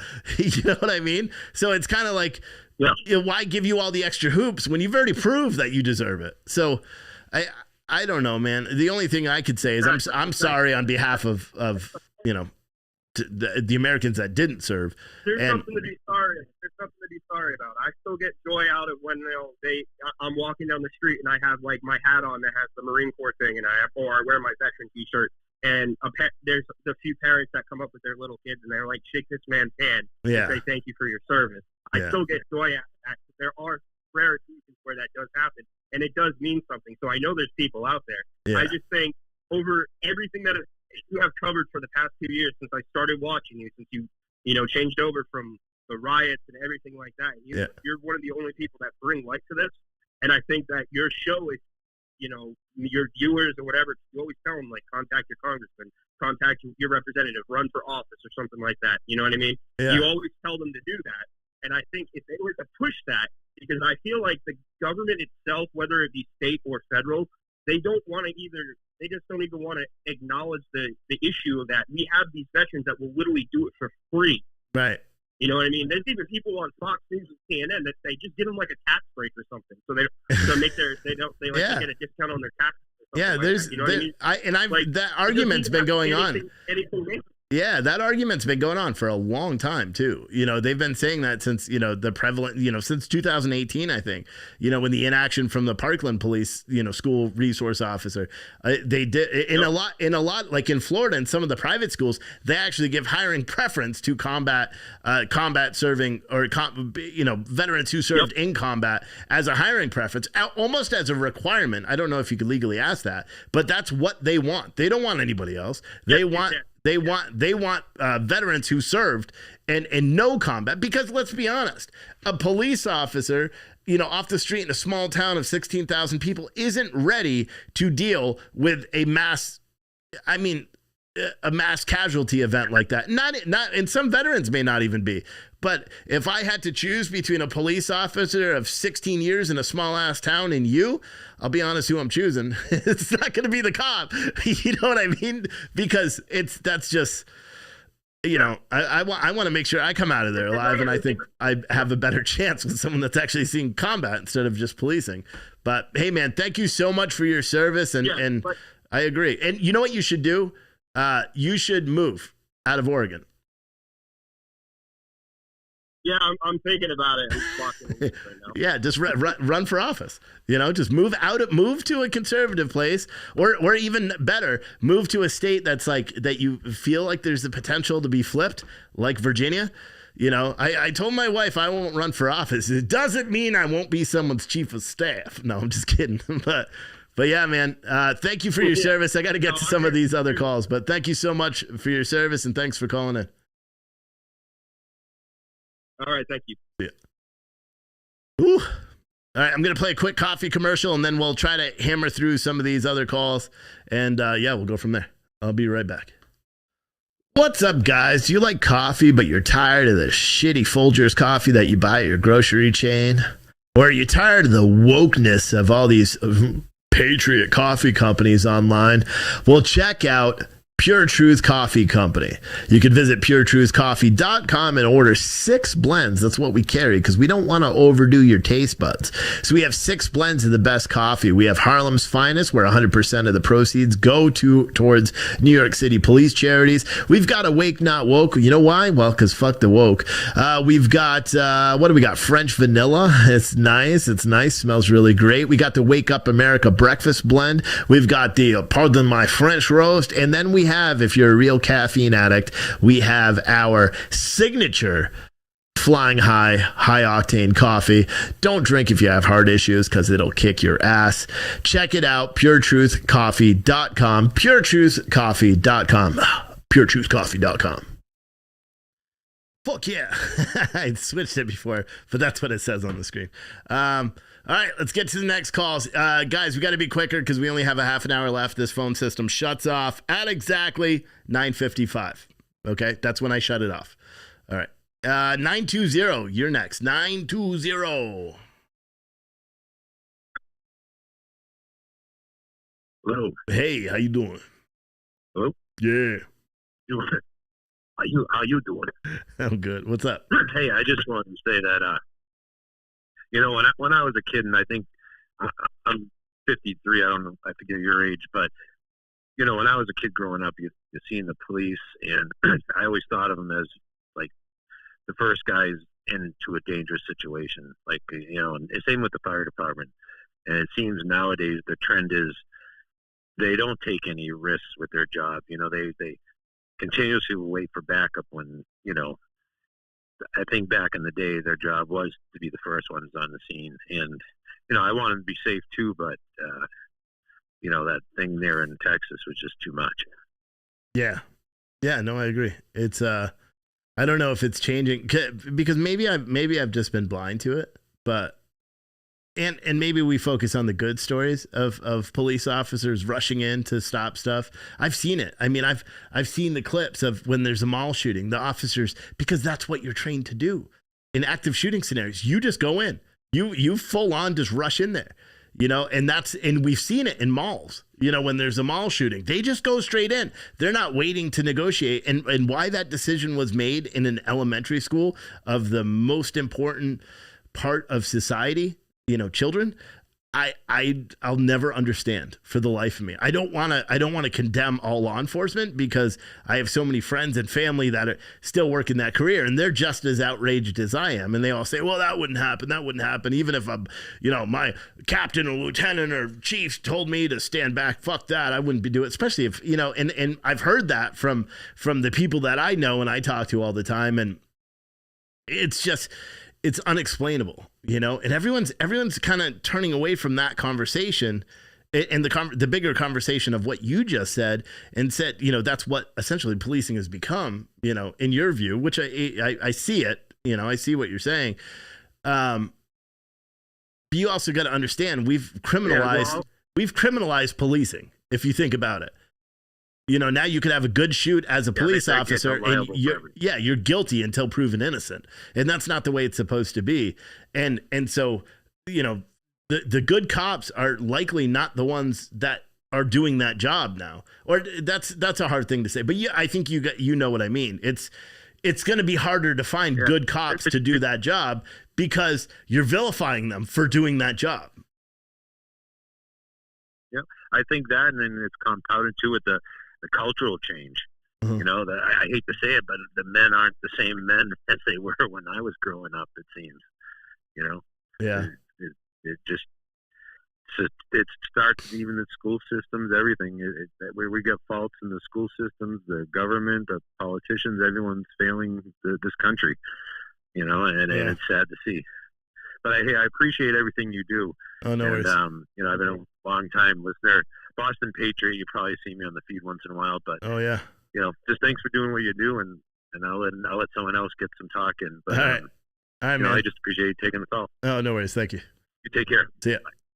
I did see one comment, and they said something about the woman, the Kim Potter that used the taser. That's a different scenario. She fucked up. She fucked up. She killed someone. She thought she drew her taser. She didn't. She drew a firearm and killed him. That's a different scenario completely. Did she deserve life in prison? No. Did she deserve prison? Absolutely. You know what I mean? It's like me. If I fuck up and I'm driving and I make a left turn instead of a right turn because I'm distracted and I crash and kill someone, should I be held accountable for that? Or do I just say, well, it was an accident, so it's okay?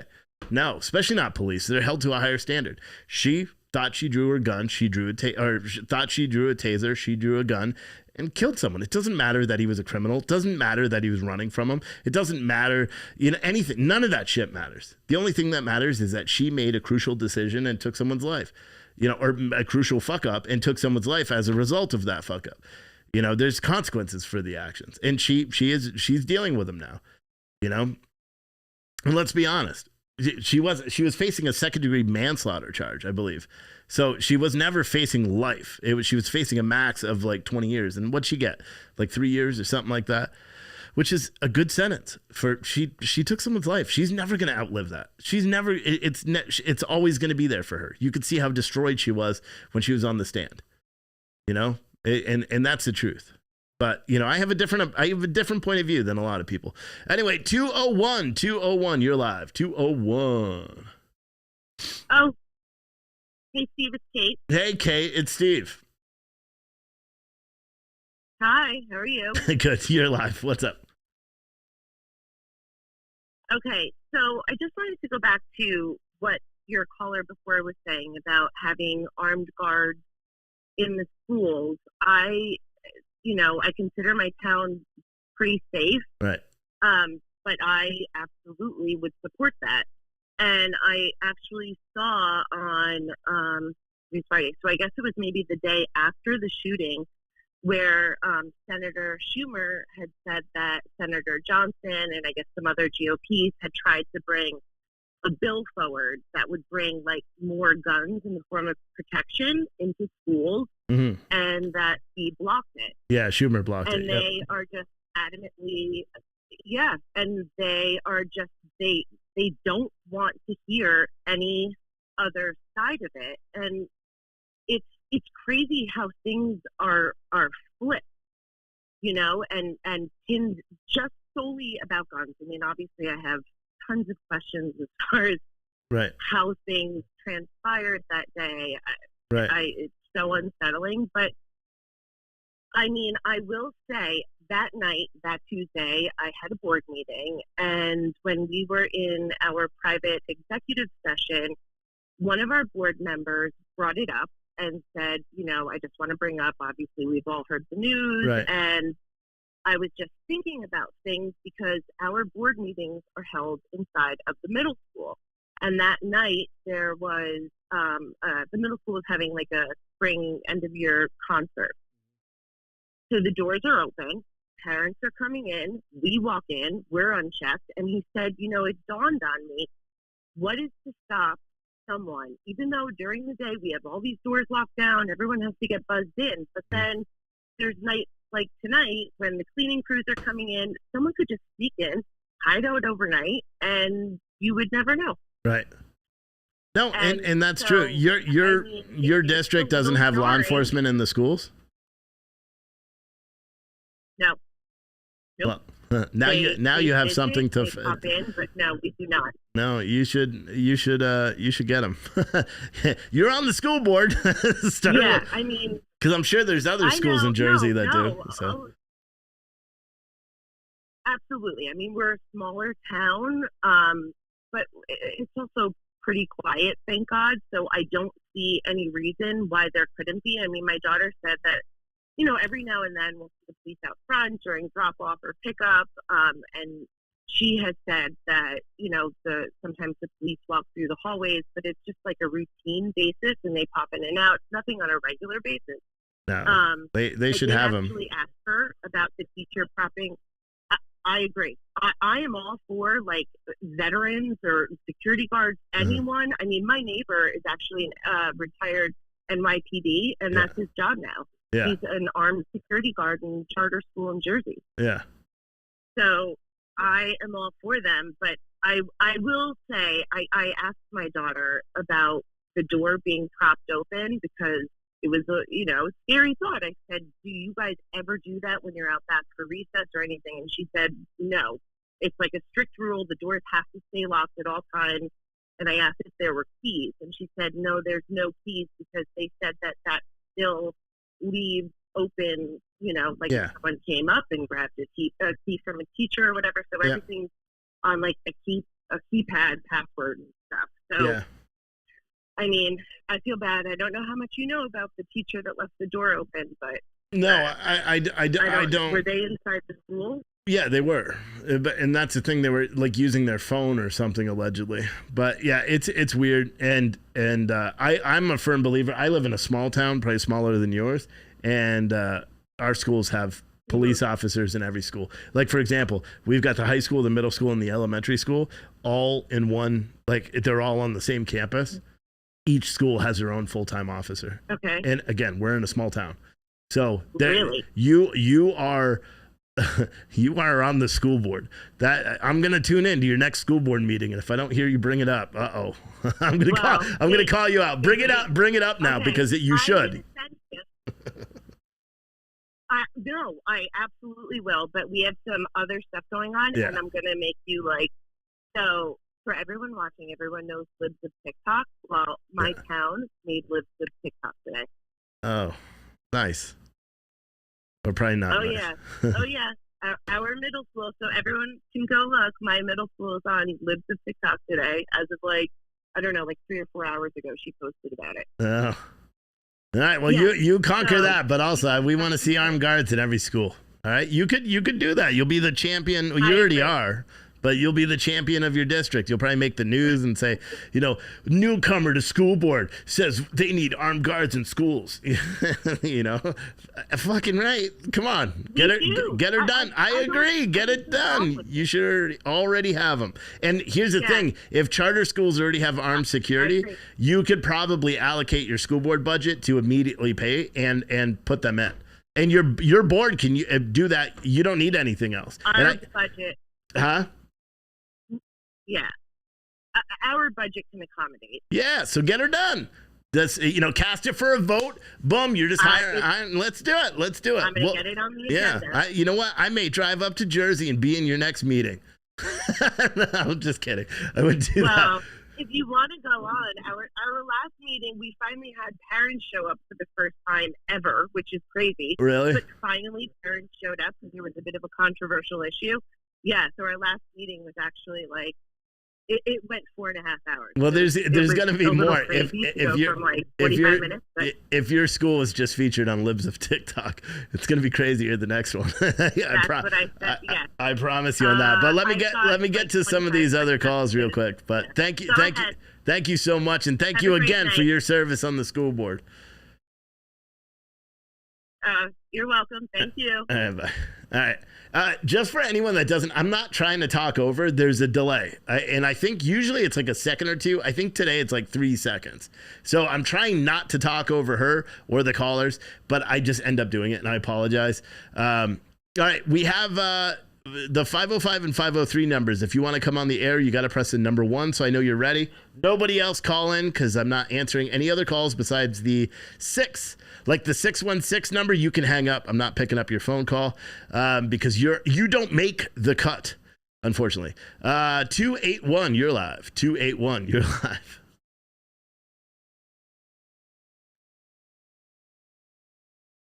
(281)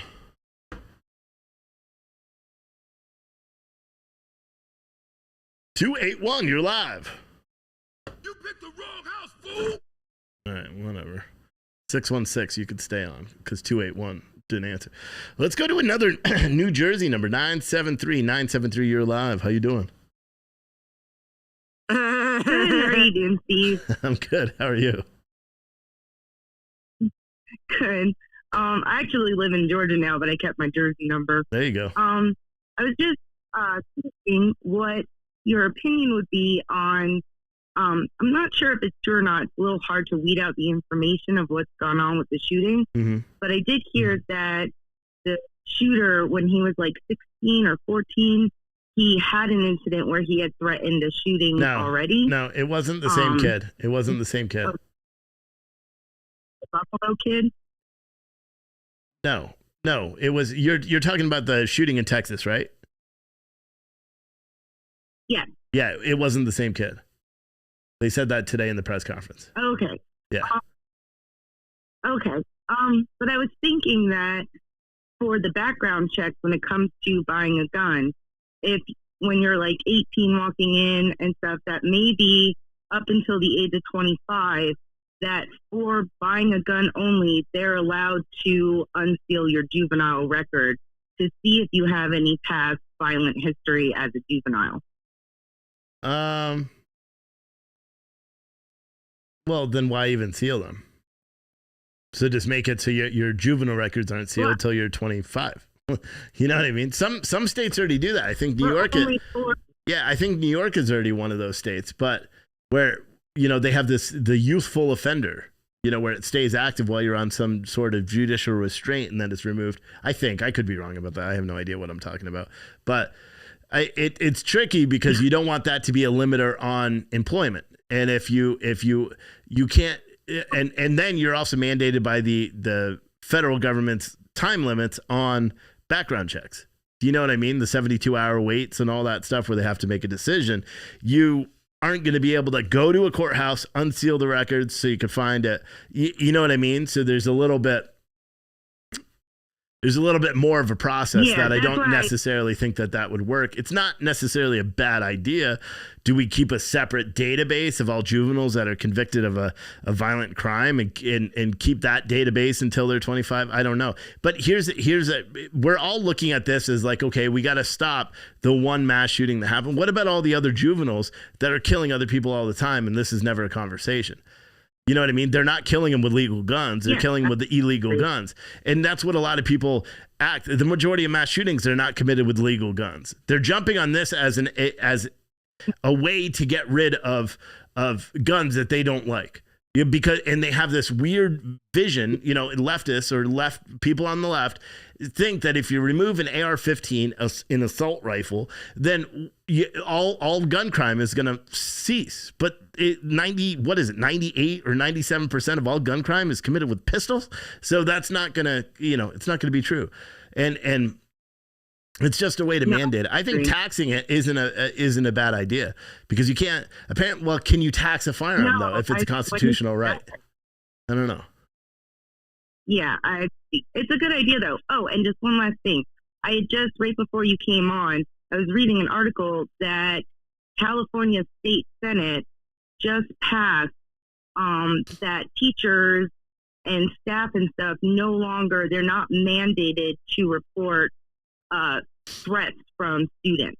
See, and that's the stupidest thing because I just said I had a conversation with my wife and then I left the house before I'd get too mad at her replies. But I was having a conversation about mandatory reporting and whether, if our kid said something bad at school and the school made a decision not to tell me because they'd be afraid of how I'd freak out or something, is that acceptable to her? And she's like, yes. And I'm like, well, you're fucking batshit crazy. Why are we married? Because the school does not get to parent my child. Anything that happens in school, a parent deserves to know. They have a policy at her school. If a kid wants to be known as they, them pronouns or whatever, they are not to, make a point to contact the parents and tell them. Whereas if, we have a standing order, if my son walks into school one day and says, hey, I want to be known as a unicorn from now on, the teachers are going to call me and say, hey, your son is, wants to be a unicorn. Whatever. If he wants to identify that, he could do it when he's 18. You know what I mean? I don't know. I think there's people that don't I know that there are teachers, and just like California now, apparently, there are teachers out there that are, look at the whole trans thing, where kids are coming out telling them that they're trans. They're talking to their teachers about all this stuff. You know, and long story short, you know, a kid ends up killing themselves. The parents have no clue what the hell's going on. They couldn't have helped the kid, you know, because they didn't know, because the teacher was the one the kid was talking to, and the teacher never relayed any of that information at home. I think there's been about 14 of those incidents so far this year in the United States. Oh, so, I know. It's a true tragedy. Yeah, and I was talking to my wife about it, and I'm like, do you think that's acceptable? Like, and she's like, well, no, I mean, that's tricky. And I'm like, yeah, but what do you do? Like, if a kid said he's going to harm himself, what do you do? If you're not going to call the parent, what do you do? She's like, well, I'll tell the administration. We'll make sure it's documented. And then I'm like, what? Do you follow up, or do you just like hope that this kid doesn't turn into a psychopath? And she's like, no, I follow up. And I'm like, do all the teachers do that? And she's like, no. And I'm like, see, that's the problem then. You know, because we were having a conversation about whether it's even safe for her to go to work. She hates guns. She doesn't want to, you know, be around one, even if she could carry it in school, which she can't. But I don't know. It's crazy. It's a crazy scenario. I talk too much, I know. No, I fully understand. And I just wanted to say too, I do hybrid homeschooling, and I actually pulled my 7-year-old out of his first grade class for a couple of reasons, but I never felt comfortable with the school system they had set up. Like when you walked in, there was the front desk and stuff, and there were doors, and like, you know, the kids were protected in that way. But so many times when I would have to drive behind the building, I would see a door propped open, and they have nothing. There was nothing set up. They didn't have cameras. They were part of like a mini mall set up too, where there was like a pizzeria and a veterinarian, like a vet office and everything. And I was like, you can't leave the door propped open. Like, what if someone just walks in, or God forbid, a kid walks out, and like you've got a main road and everything too. Yeah. But besides a couple other complications with that, I just was like, you know, you guys need a better like setup here, like that, you know. So when I heard that the door was open with that. Yeah, every parent should be looking very hard at their school security. You know, because unfortunately, this is a phenomenon, as I've heard it called, that's not going to it's not going to go away.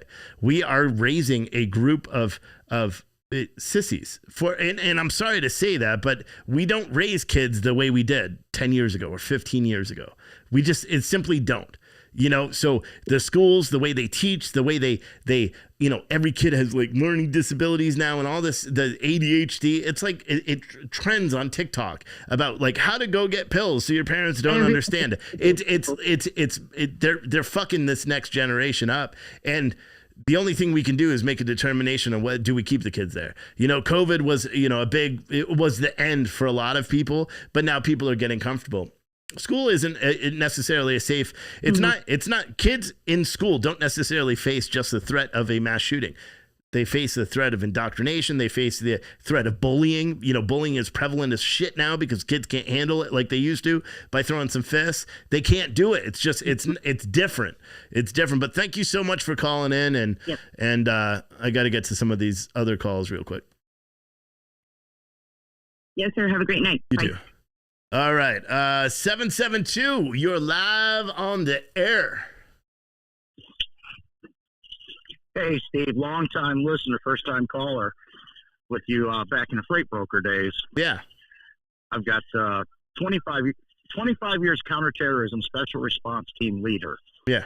And honestly, with this, Columbine, Stoneman Douglas, you know, the bad guy only has to be right once. Right. When you're protecting a soft target like a school, you know, a supermarket, what have you, those little things like propping a door open or whatever cost people lives those days. But I hated the fact that people are blaming guns for this.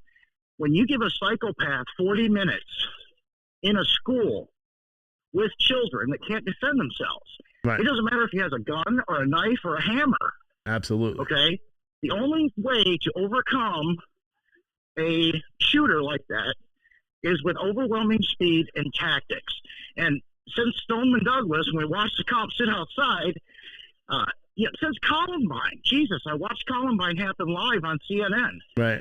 They don't stop. Whoever was in charge of this thing in Texas, he saw too many movies thinking he's going to talk this kid out or something. We don't do that. And don't think because you got a small town or a small community, people go nuts everywhere. Right. You know, it's not just in the cities. It's not just, you know, you have to be vigilant, and your law enforcement has to react immediately. You have to address the threat and eliminate it. And like I said, guns in this case wouldn't have mattered. Right. He got into the school. He got in with those kids. Right.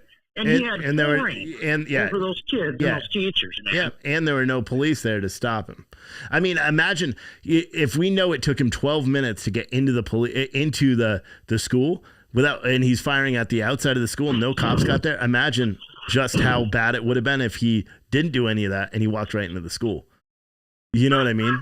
We would have never known. Or if he didn't crash his truck and shoot at the two people coming out of the funeral home, he would have had all that. Think about the response time. Right. Everyone was praising law enforcement, praising that we were there, you know, within 3 minutes. Remember, the officer the other day said within 3 minutes what did you do? Yeah, well, what did they do? If it took him 12, see, that's why the timeline doesn't add up. They said they were there on scene within 3 minutes of the actual shooting. But then, or 3 minutes of the shooting of the report. So from 11:30, 3 minutes later, so they arrived at 11:33. That's what we heard yesterday. Today, they say, well, it took him 12 minutes to get into the building. Okay, well, if the cops were there, so what happened to the 9 minutes that the cops are on the ground and the shooters outside shooting at the building? You know what I mean? Something doesn't make sense. There's still a lot missing from... Imagine that. There's something missing from a lot. There's a lot missing here where they didn't engage the suspect before he went in, but apparently they were on scene for 9 minutes. You know, while this is all going on, it doesn't make any sense. And hopefully we get people with your type of experience that take it upon themselves to go investigate it, because I don't think what really transpired there will ever be known to the public. That's my belief. But I got 2 more calls and I got 5 minutes to 3 minutes to get them done. So let me bump off here real quick. Thank you, man.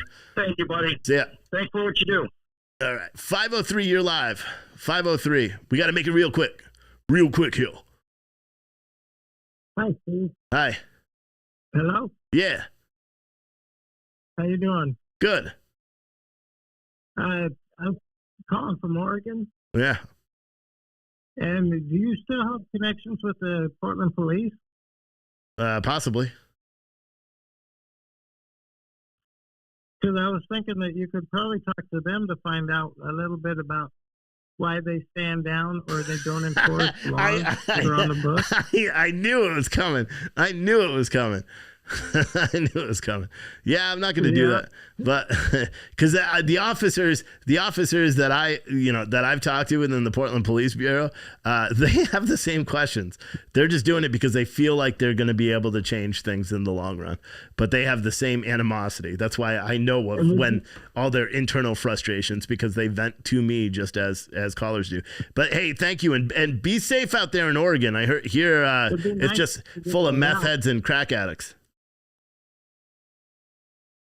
And would you agree that they use defund the police to get rid of the good cops? Yeah. I mean, I think they use defund the police to successfully get a lot of different goals done. And they did. And they did exactly what they said they were going to do. Yeah. You know, I don't think it was just about getting rid of the good cops. People that are trying to get out of Oregon. Yeah. I mean, I said that a long time ago. I said, you know, the goal of the defund the police movement was to put bad cops back in. That's the goal. You know, defund the police enough. All the good cops quit. They can't pay, you know, new good cops to come on. So the only people that are going to take that job are the ones you don't want taking that job. and then, you know, it's kind of practice, you know, they're going to get what they ask for.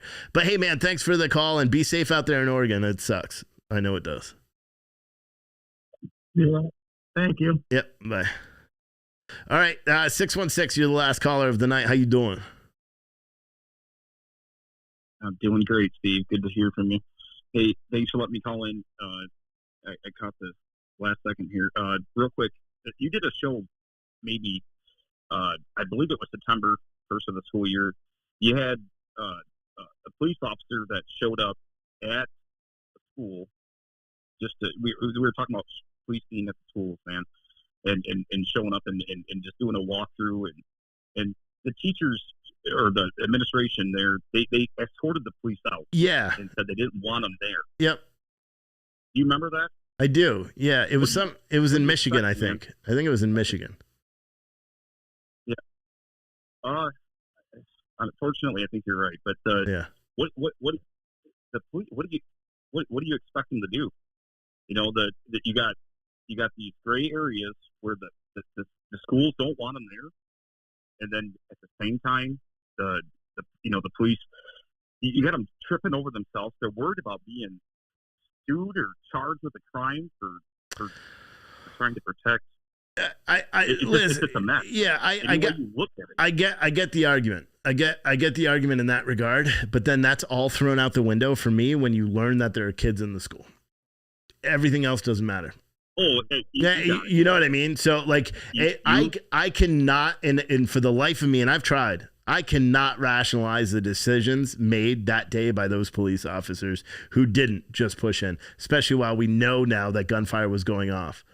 I can't. If they say it's a barricaded, if they say barricaded subject and you got a captain or chief or whatever, or the incident commander saying, no, it's a barricaded subject, we're not going in. I'd be like, guys, we're going in, or I'm going in. Someone's going in. Bring a flashbang up here. The window's already broken. Whatever. We'll go in. We'll shoot him through the door. Get a battering ram. Run it through. I said it yesterday. I would have ran a freaking MRAP right through the side of that damn school. Whatever you got to do. That's your job. That's what you do. And it don't matter. Yeah, and there's no reason. No matter how bad the teachers are, no matter how far left radical indoctrination that they've been doing in ostracizing police, even though if you put on that badge every day and you know the way you're thought of and you know that you're not thought highly in the area, this is Texas, so there's a difference there. But if you put on that badge every day, you're saying, I don't care how you feel. I'm out here to do this job and serve this oath and protect the public. And so anything that could be said, that can never be a defining factor of being a police officer. If it is, you shouldn't be on it, especially when it comes to kids. Like, I understand should I pull this guy over or could it be construed as something else? I understand that. If kids are involved, fuck that. No. And anyone who has said, well, I don't want to do this because I may get sued. If kids are involved, no, absolutely not. Otherwise, take that badge off, and never put it on again. But hey, man, thank you so much for calling in, and thank you for waiting. You waited a while, so thank you so much. Thanks, Steve. Thank you for what you do, man. I appreciate it. No worries, but me and my family does. All right. All right. So let me turn off this thing. Thanks everyone who called in. I don't like doing them, but see, I like it like this. This was a good show. It was a good show. I like them. Did Facebook take me down? No, I don't think so. Seems like, did anyone lose Facebook? I don't think so. I think it's pretty good. Coming up on Citizen Stringer Radio in approximately 2 minutes, it's going to auto switch over. Actually, it won't. It'll do it when I cut off this stream. But on Citizen Stringer, it'll just carry over to the radio version of my voice right now. We're going to be playing rock, and not that shitty rock that I played the other day. This is better shitty rock. I don't even remember who it is. Hold on. I'll tell you. I'll just give you some of the names. Let's see who some of these names are. So we've got Coheed and Cambria, Kings of Leon, Jimmy Eat World, Nine Inch Nails, The White Stripes, Deftones, My Chemical Romance, System of a Down, Red Hot Chili Peppers, The Offsprings, Muse, Paramore, Interpol, Oasis, The Killers, and I don't know, like 100 other bands. That's going to be playing pretty much all night long. I did throw in some ads and stuff throughout that. Couple of, you're listening to Citizen Stringer Radio. I'll get good at making those bumpers. But if you didn't know, you can now listen to this show during the week. It's going to be different next week because I may be doing live DJs, live cut-ins. I may not have the video on all the time, but starting on Monday, well, fuck, I still have so starting eventually, okay? I'll be honest. I got to look at the finances. If we don't have some major shit that happened this week, which I don't know, we're going to be making some big changes.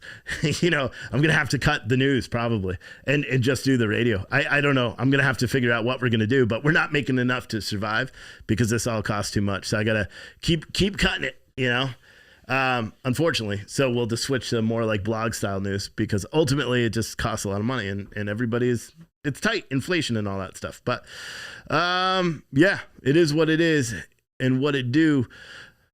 But yeah, I appreciate all you guys for tuning in, and yeah, we'll see. I may go live tomorrow for like a music night, okay? And I can't do it on social media, so even if you don't have a Citizen Stringer account, you can watch live on citizenstringer.com.